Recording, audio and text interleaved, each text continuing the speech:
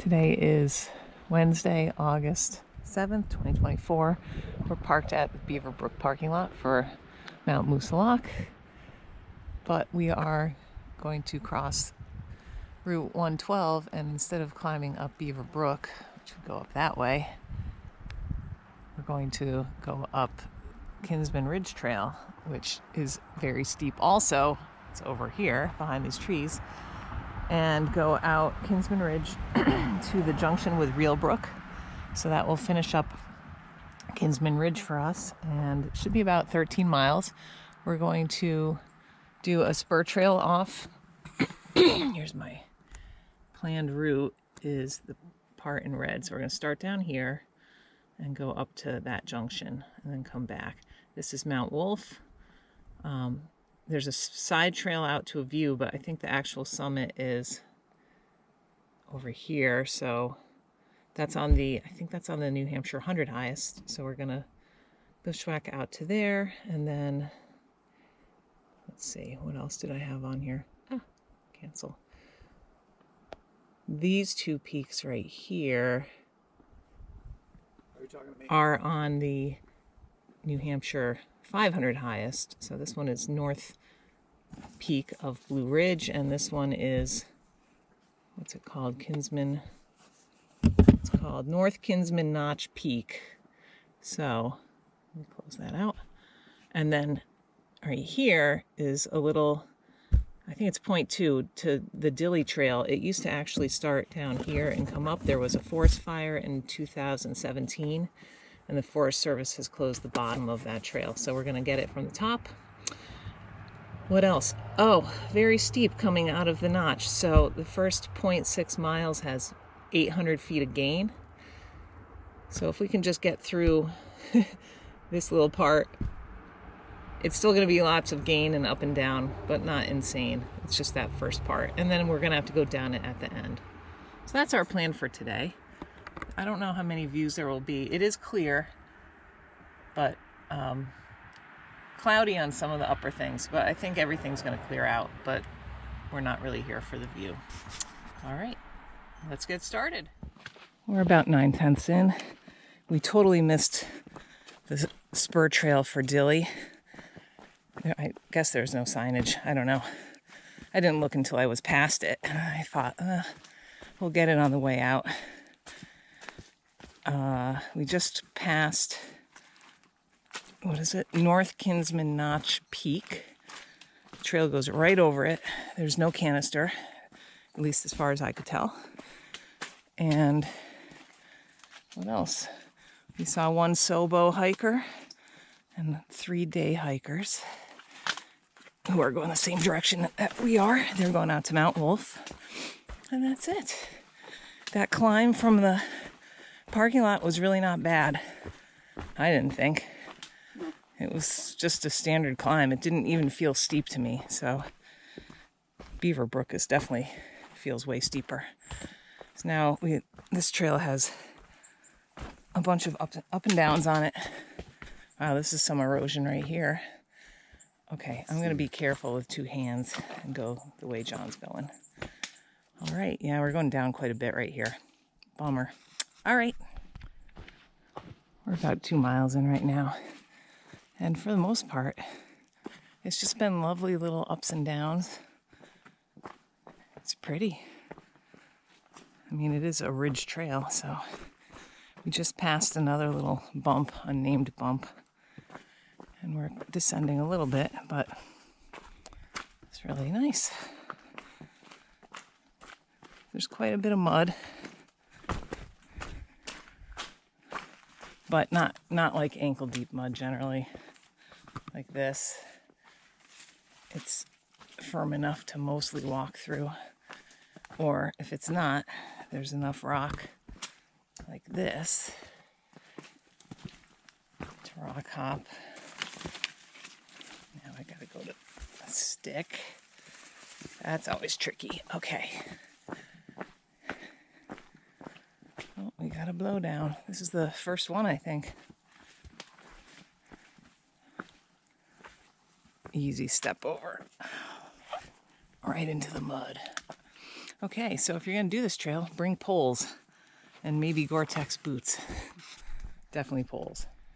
We made it to the intersection of Gordon Pond Trail, which goes this way. Gordon Pond is approximately a quarter of a mile down the trail with 100 feet of loss. Kinsman Ridge Trail, the light is really bad, continues on.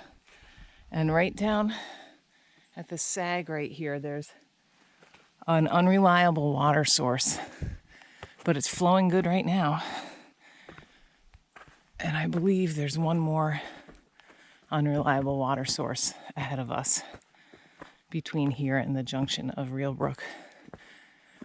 So if you come out in dry weather, probably need to bring the water that you need, unless you're going as far as Eliza Brook.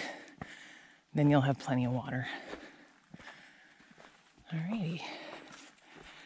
It's been pretty quiet. We saw a few section and through hikers. Not that many though, 4 I think, and that group of 3-day hikers. That's it. This is the official summit of Mount Wolf. It is a bushwhack to get here. There's some herd paths. We went in one and then it kind of petered out and had to look around for the high point. I'm not sure that this is actually the high point, but it's pretty close. There's like 3 places on this little bump that all seem to be about the same height. And the register has lots of space in it. It's relatively dry. It's a little bit damp, but not anything bad. There's a pencil in there. The last person to sign in was from April 1st. That's the only person who signed in this year. And what else? This is not where the view is. That is going to be a little further along the trail to the north and off to the right. And this is on the left-hand side. I believe that this is on the New Hampshire 100 highest. There are 2 other peaks that I snagged today, I think are on the 500 highest or the 300 highest or something. They didn't have canisters or markers or anything. What else? Mount Wolf is the next thing for us. The View, which I hear is kind of overgrown. I believe it was a 52 of the View that has been delisted. So it seems like there'll be a couple different viewpoints if you just kind of mosey around up there. So we're gonna eat a piece of pizza as we walk. It's noon. And then from there, we're just going to continue north just to finish up Kinsman Ridge Trail. So I don't think there's anything of note between Mount Wolf and the Real Brook Junction. Probably a bunch of mud and ups and downs. But anyway.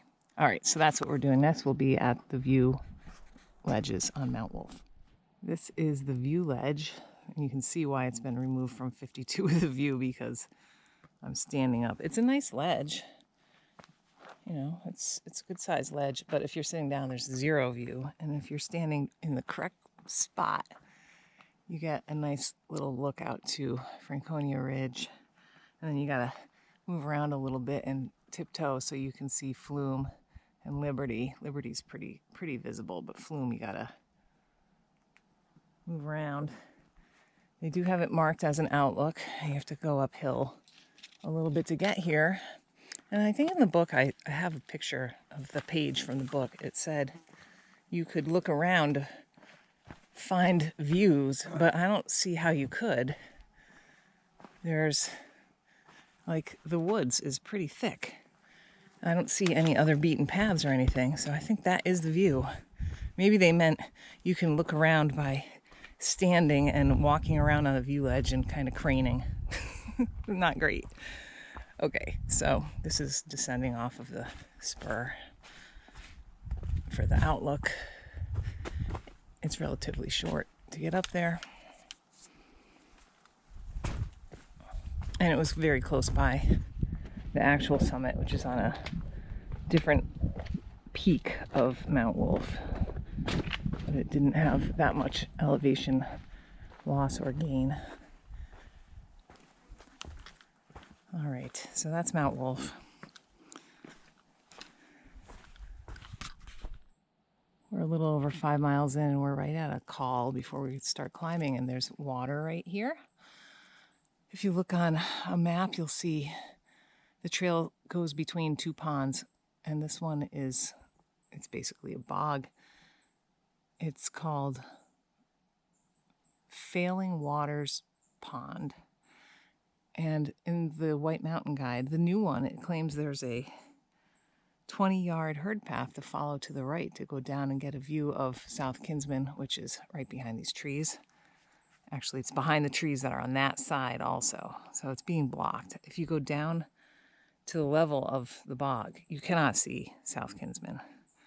If you climb up the hill over here, you would be able to see it, but these trees on this side are obscuring it. So I'm not sure why they didn't update the book, because it's not a view of the Kinsmans, and you can't get down here to really get a view of the bog. It's kind of a bummer. I was really looking forward to it. Anyway, from what I could see in there, there's a little bit of water. It's mostly bog, and there were tons of pitcher plants blooming. I'm a little bit bummed about that. There's another pond this way, but it doesn't go right up to the trail. You'd have to bushwhack out to it, and I'm not feeling like that's a thing to do. It's further out, and I don't know what it's called. I don't know anything about it. It could just be another bog. I have no idea. Everything's pretty boggy and wet up here, so we're going to continue on. We made it out to the intersection with Reelbrook Trail, which is that completes Kinsman Ridge Trail for us.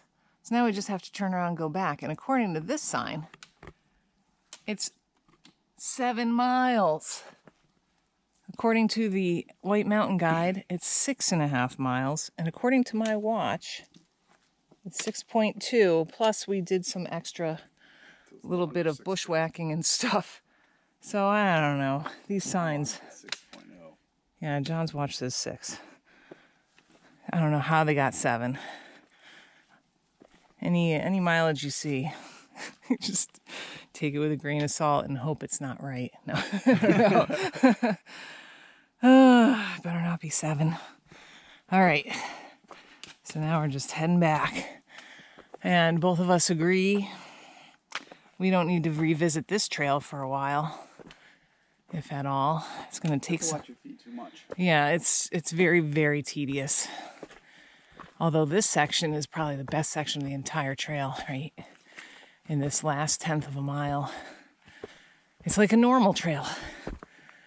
But man, the rest of it is just like rock hopping and slippery rocks, mud. Just slow going tedium. And there were no views really. Even places where they said there's a view. Not really. So, we're heading back. And we are going to stop at the top of the Dilly Cliffs on that little spur for the Dilly Trail, so that we don't have to come back and get it later. Done. And let's see, in this area we still have Gordon Pond Trail, which comes up and intersects Kinsman Ridge right above Gordon Pond. So if we want to do that separately, we'll do that as an out and back from Gordon Pond trailhead, and that'll be 10 miles. And there's a New Hampshire 500 highest peak called the Wolf Cub that you can bushwhack from over on that side. Oh man, I'm not looking forward to this. It took us a little under 5 hours total time. Book time was 4.5. So we definitely weren't moving fast today. Although the people that we passed, I don't know where the heck they are. They're way back. So I guess we aren't doing too bad, but we're also not carrying full packs. So they have an excuse. All right. So I don't know. Next thing is probably going to be Dilly. And I'll try to remember to shoot where we pick up the trail to go in because I did not see it on the way out. There's a little view spur. The trail is right behind John, so it's like a 5-foot little path out.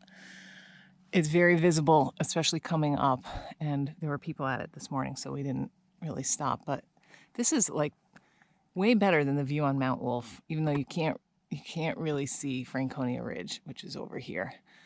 But you get Liberty and Flume. You get Whaleback, which looks really cool over here. Kerrigan and the Hancocks. And right here is, Loon. So Scar Ridge, Loon, and Lincoln is right down here. You might be able to see buildings with red roofs. And then over here we've got like, this is weird because we're looking at on the side, which I don't normally get. So it's Tri-Pyramids, Whiteface past Conway. Actually, Whiteface. I don't think you can see past Conway. Sandwich Mountain. Pretty cool view.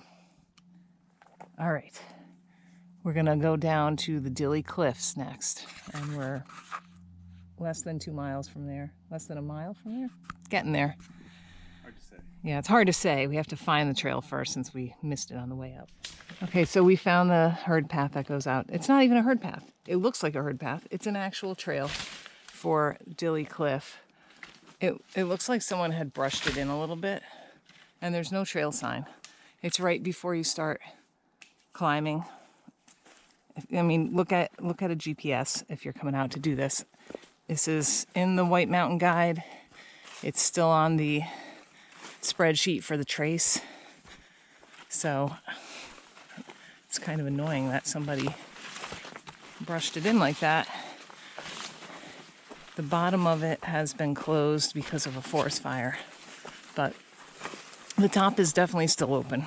So here we go. It's 2/10 roughly to get out there.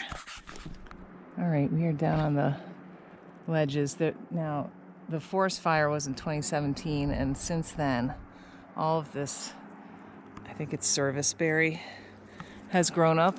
It's everywhere. I'm standing on a little tiny ledge with a bunch of old trees. That one is still standing and it's burned on the side, but we're looking out at the side of Moosa Lock here. Beaver Brook goes up, I think, right here. I can hear the water too, and there's actually Beaver Brook goes up, should go up right there, I think. It sounds like there's water over here though, and it looks like a drainage. So this would be like Asquam Ridge, Mount Jim, Mount Blue. Okay, and this is like Lost River Gorge, I think is the name of that place. There used to be a trail. The Dilly Trail came up from behind there. There was a parking area there. And then over here, looking out to Kerrigan and the Hancocks, I think. Let me see. The trail was blazed in blue. Just kind of ends here. I wonder if I can climb up on this. It's too bad that the serviceberry is so tall. Oh well. Done. Dilly Trail. I don't know where the trail went from here. It's like a, yeah, I know. I'm saying like it continued on. I came out this. Before we go back, Yes. So this is where we came from. Maybe the trail continued this way, but as you can see, dense new growth. All right. And we're just gonna head back down to the car. We are back at Route 112. This is the trail sign. This says 3.4 to Gordon Pond. All the signs are different, I'm convinced. Okay. Appalachian Trail sign. The side of Moose. road. And then we just pick up this little section to the Beaver Brook Trail. Takes us right into the parking lot.